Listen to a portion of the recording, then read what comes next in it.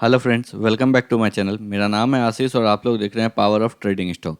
तो चलिए हम लोग इस वीडियो में देखते हैं जो कल मार्केट कहाँ मोमेंटम कर सकता है, निफ्टी और बैंक निफ्टी को हम लोग किस लेवल पे ट्रेड कर सकते हैं और साथ ही साथ हम लोग कौन कौन से स्टॉक्स को ट्रेड कर सकते हैं। तो चलिए अब हम लोग सबसे पहले निफ्टी का एनालिसिस स्टार्ट करते हैं। आपके सामने ये निफ्टी का 15 मिनट का चार्ट खुला हुआ है। अगर आप निफ्टी में देखेंगे तो कल हम लोगों ने डिस्कशन किया था, जो अगर निफ्टी 15,800 के ऊपर अगर निकलता है तो हम लोग जो है इसको बाई करेंगे। और अगर आप आज देखिएगा तो निफ्टी जो है गैप अप ओपन हुआ और आपको जो है 15,800 के लेवल से ही ये जो है रेसिस्टेंस लिया और फिर वापस जो है उस लेवल पे बहुत टाइम तक आपको टाइम स्पेंड किया और उसके बाद जो है आपको 15,800 के लेवल को क्रॉस किया। अब हम लोग कल क्या कर सकते हैं? कल सबसे सिंपल दो सिनेरियो है। अगर निफ्टी कल फ्लैट खुलता है, अगर निफ्टी कल फ्लैट खुलता है और इसी जगह पे फ्लैट खुलने का मतलब जो 15 to 20 पॉइंट का गैप अप या गैप डाउन होता है, और अगर आपको निफ्टी अपना फर्स्ट 15 मिनट का कैंडल यहाँ पे आपको बुलिश बनाता है, ध्यान से इस लेवल को देखिएगा। ये आपको लेवल है 15,795 से 15,820 के लेवल को क्रॉस करके अगर निफ्टी जो है आपको 15 मिनट का एक बुलिश कैंडल बनाता है तो हम लोग जो है 15,800 के नीचे, टू बी प्रिसाइज 15,795 के नीचे का एक छोटा सा स्टॉप लॉस लेके हम लोग इमीडिएटली निफ्टी को बाई कर सकते हैं। और हम लोगों का निफ्टी का पहला टारगेट जो है आपको 15,900 रहेगा। और उसके बाद हम लोग देखेंगे जो 15,900 पे जो है निफ्टी आपको कैसे रिएक्ट कर रहा है। दूसरा सिनेरियो हो सकता है जो निफ्टी जो है बहुत ज़्यादा गैप अप खुल जाए, आपको 15,900 के पास ही ये आपको गैप अप खुले। तो अगर 15,900 के पास अगर ये आपको गैप अप ओपन होता है तो फिर आपको यहाँ पे वेट करना होगा, क्योंकि इससे पहले 2 से 3 बार निफ्टी जो है सेम लेवल पे गैप अप ओपन हो गया और वहाँ से जो है निफ्टी स्लाइड डाउन किया है। तो कल के सेशन में हम लोग फिर वेट करेंगे जो निफ्टी आपको 15,900 के लेवल को सस्टेन कर रहा है। अगर ये बाय हम लोग तब करेंगे अगर ये 15,920 के लेवल्स के ऊपर निकलता है। अगर आपको 15,920 के लेवल के ऊपर निकलता है आपको टाइम स्पेंड करके, तो फिर हम लोग जो है निफ्टी को बाय कर सकते हैं और आपको स्टॉप लॉस यहाँ पे भी छोटा सा रहने वाला है 15,900 के नीचे का। अगर 15 मिनट का कैंडल क्लोज होता है तो आप लोग जो है पोजीशन से एग्जिट कर सकते हैं। और अगर 15,920 को कल क्लोज क्रॉस करके एक 15 मिनट का कैंडल यहाँ पे क्लोज कर देता है आपको बुलिश कैंडल, तो हम लोग जो है इमीडिएटली निफ्टी को बाय कर सकते हैं और आपका स्टॉप लॉस यहाँ पे भी इस केस में भी छोटा रहने वाला है।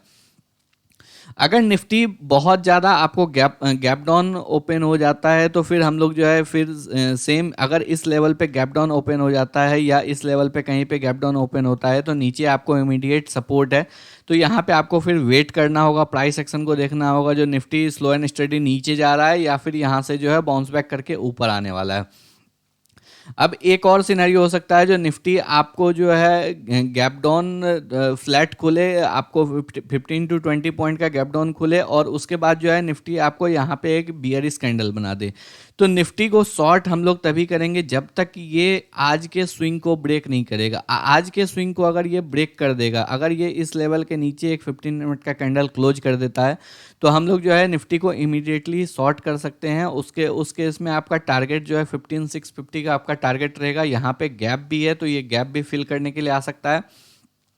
और आपका स्टॉप लॉस जो है सेम कैंडल का ऊपर का आपका स्टॉप लॉस होगा। इस लेवल पे आपको निफ्टी ऑलरेडी रेसिस्टेंस फेस कर रहा है, तो इस वजह से यहाँ पे भी आपको ज़्यादा स्टॉप लॉस रखने का ज़रूरत नहीं पड़ेगा और यहाँ से जो है निफ्टी जल्दी ही स्लाइड डाउन हो सकता है अगर निफ्टी गैप डाउन खुल के और यहाँ पे अगर एक 15 मिनट का बियरिश कैंडल बनाता है। तो इन चार सिनेरियो को हम लोग देख सकते हैं जिसमें बहुत ज़्यादा गैप डाउन होने का चांस तो मुझे नहीं लग रहा है। या तो फ्लैट खुलेगा निफ्टी या फिर आपको कल गैप अप ओपन हो सकता है। तो चलिए अब हम लोग देखते हैं, जो आपको हर लेवल पे मैंने बता दिया है जो कहाँ पे कैसे ट्रेड करना है। और साथ ही साथ अगर ट्रेड एग्जीक्यूट होगा तो मैं अपने टेलीग्राम ग्रुप में भी अपडेट कर दूंगा। तो आप लोग जो है अगर अभी तक टेलीग्राम ग्रुप को नहीं ज्वाइन किए हैं तो डिस्क्रिप्शन बॉक्स में उसका लिंक दिया हुआ है, आप लोग जो है टेलीग्राम ग्रुप को भी ज्वाइन कर लीजिए।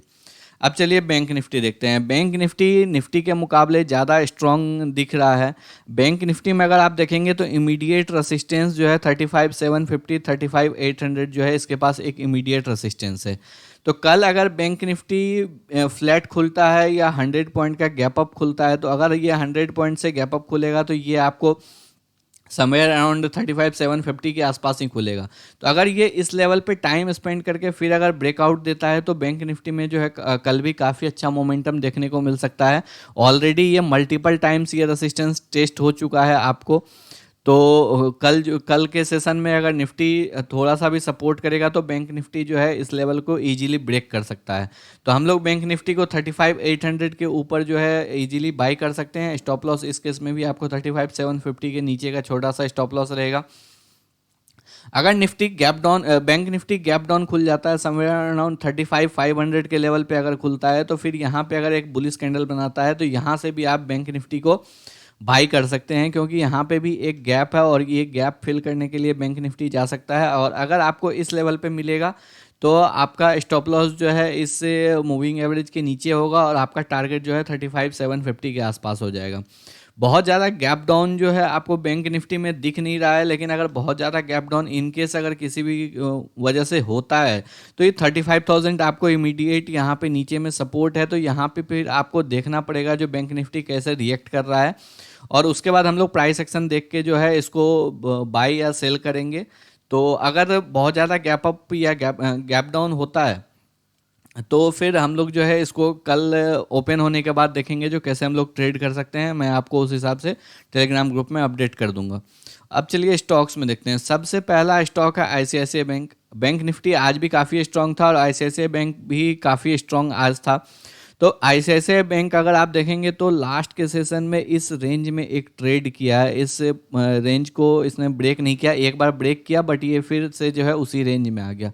कल अगर ये फिर से इस रेंज के ऊपर 5 मिनट सस्टेन करता है, आपको 666 के ऊपर अगर 5 मिनट का कैंडल क्लोज देता है तो आप इसको 662 के इमीडिएट स्टॉप लॉस के साथ बाई कर सकते हैं। आपको कल इसमें 675 तक का टारगेट जो है इजीली देखने को मिल सकता है अगर बैंक निफ्टी स्ट्रांग रहा। और अगर ऐसे बैंक इस आज के स्विंग हाई को ब्रेक करता है तो कल आपको इसमें 10 से 15 रुपए की तेजी बहुत इजीली मिलेगा। आपका स्टॉप लॉस ज़्यादा इससे ज़्यादा बड़ा मत रखिएगा। 662 के नीचे अगर आता है तो फिर जो है ये ज़्यादा नीचे मतलब 655 को एक बार टेस्ट करने के लिए भी आ सकता है।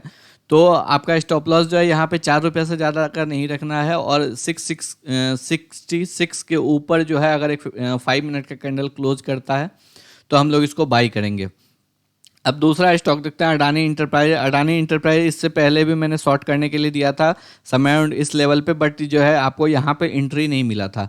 अगर आज आप देखिएगा तो सेम उसी लेवल से ब्रेक डाउन हुआ है और जो है एक काफ़ी अच्छा आपको ऑलमोस्ट 20 पॉइंट का इसने आज टारगेट दिया है और उसके बाद फिर जो है स्टॉक पुल बैक ले लिया। और यहाँ पे अगर आप देखेंगे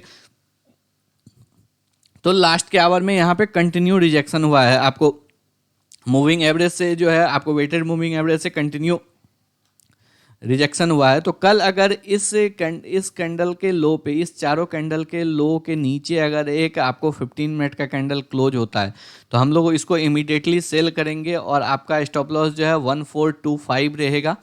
और अगर कुछ और स्टॉप लॉस होगा तो मैं उसको टेलीग्राम में अपडेट कर दूंगा। लेकिन अगर इस चारों के नीचे, इस लास्ट के 4 कैंडल के नीचे अगर ये एक 15 मिनट का बियरिश कैंडल बनाता है और क्लोजिंग देता है तो हम लोग इसको इमीडिएटली सेल कर सकते हैं और आपको जो है टारगेट फिर से 1390 तक का टारगेट आपको इजीली कल भी मिल सकता है। तो कल हम लोग इसको शॉर्ट करने के लिए देखेंगे।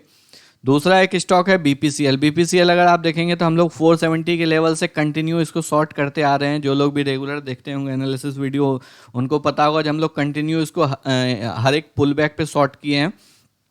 तो आज के सेशन में भी इसने एक 3 से 4 रुपए का अच्छा मूवमेंट दिया और ये स्लो एंड स्टडी अच्छा मूवमेंट करता है।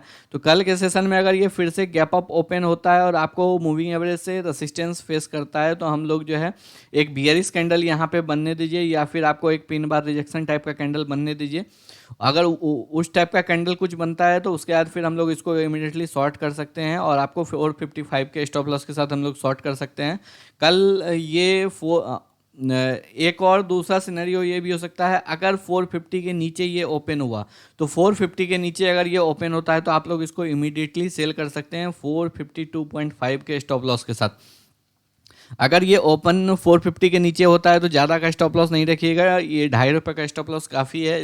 अगर इसको नीचे जाना होगा तो फिर आपको उस लेवल से वो नीचे चला जाएगा और आपको इजीली 445 तक के लेवल देखने को मिल सकते हैं। तो इसलिए कल हम लोग इसको शॉर्ट करेंगे। इस दोनों लेवल पे ही शॉर्ट कीजिएगा, कहीं बीच में मत शॉर्ट कीजिएगा, क्योंकि ऑलरेडी स्टॉक जो है काफ़ी दिनों से गिरता चला आ रहा है। तो हो सके तो अगर बियरिश साइन दिखे तभी शॉर्ट करना है, नहीं तो ऐसे नहीं शॉर्ट करना है। जो मूविंग एवरेज के पास आ गया फिर भी हम लोग शॉर्ट कर दिया। तो अगर यहाँ पे आके एक रेड कैंडल बनाता है या फिर 450 के नीचे ओपन होता है तो ही हम लोग इसको शॉर्ट करेंगे। अब चलिए एक टाटा स्टील देखते हैं। टाटा स्टील आज के लिए भी मैंने बाई करने के लिए इसको दिया था, लेकिन आज जो है इसमें बाइंग सिनेरियो बना नहीं है, कहीं पे भी ज़्यादा मूवमेंट हुआ नहीं इसमें। तो कल अगर ये आपको यहाँ पे एक 15 मिनट का अगर एक बुलिश कैंडल बनाता है तो हम लोग कल इसको बाई करने के लिए देखेंगे, और ये काफ़ी अच्छे अप ट्रेंड में है। तो ये आपको पोजिशनली भी काफ़ी अच्छा टारगेट देगा, और अगर इस बार ये ऊपर निकलेगा इस लेवल 1260 के लेवल के ऊपर निकलेगा तो फिर आपको 1300 का लेवल भी इजीली मिल सकता है। तो कल हम लोग इसको भी बाई करने के लिए देखेंगे। लास्ट के सेशन में अगर आप देखेंगे तो ये ऑलमोस्ट 2 आवर में एक रेंज बनाया है। तो कल इस रेंज को ब्रेक होके 15 मिनट का एक कैंडल बनने दीजिए। अगर मार्केट बुलिश रहेगा तो फिर टाटा स्टील उसमें काफ़ी अच्छे से पार्टिसिपेट करेगा, और मेटल सेक्टर वैसे भी स्ट्रांग है तो आपको इसमें काफ़ी अच्छे टारगेट देखने को मिलेंगे। इसके बाद एक और स्टॉक है हेवल्स। हेवल्स मैंने आज के लिए भी बाई करने के लिए दिया था, लेकिन आज यहाँ पे कहीं बाइंग सिनेरियो बना नहीं। ये गैप अप ओपन हुआ, आपको 1050 के लेवल पे ओपन हुआ, और वहाँ से ये जो है स्टॉक कंटिन्यू स्लाइड ऑन किया, और उसके बाद जो है मूविंग एवरेज के सपोर्ट से एक बार बाउंस बैक करने की कोशिश किया, बट फिर से ये जो है मूविंग एवरेज के सपोर्ट पे ही आके यहाँ पे अपना टाइम स्पेंड किया। तो कल अगर ये 1040 के लेवल के ऊपर अगर एक आपको 15 मिनट का कैंडल क्लोज देता है तो आपको यहाँ पे एक बहुत ही अच्छा डब्लू पैटर्न का ब्रेकआउट भी नज़र आ रहा होगा, और जो है आपको ये मूविंग एवरेज के सपोर्ट से बाउंस कर रहा है। इससे पहले भी ये इस लेवल पे देखिए सेम चीज़ मूविंग एवरेज के सपोर्ट से बाउंस किया है, इससे पहले इस लेवल पे भी ये मूविंग एवरेज के सपोर्ट से बाउंस किया है। तो हम लोग जो है कल इसको 1040 के ऊपर बाई करेंगे। अगर ये 1040 के ऊपर क्लोजिंग देता है तभी हम लोग बाई करेंगे, अगर नहीं देता है क्लोजिंग तो फिर हम लोग नहीं इसको बाई करेंगे। तो कल जो है हम लोग इसको भी ट्रेड करने के लिए देखेंगे, और ये सारे स्टॉक जो है आप लोग पोजिशनली भी होल्ड कर सकते हो, इसमें काफ़ी अच्छे टारगेट आएंगे आने वाले दिनों में। और एक लास्ट स्टॉक है इंडिगो। इंडिगो आज के लिए मैंने बाई करने के लिए दिया था, बट अगर आप इसमें देखेंगे तो इसमें कहीं पे आज जो है बाइंग सिनेरियो बना नहीं। अगर आप इसमें देखेंगे तो एक ट्रेंड लाइन इसमें बनता हुआ दिख रहा है, और ट्रेंड लाइन का ब्रेकआउट भी आज के लास्ट के सेशन में हो चुका है।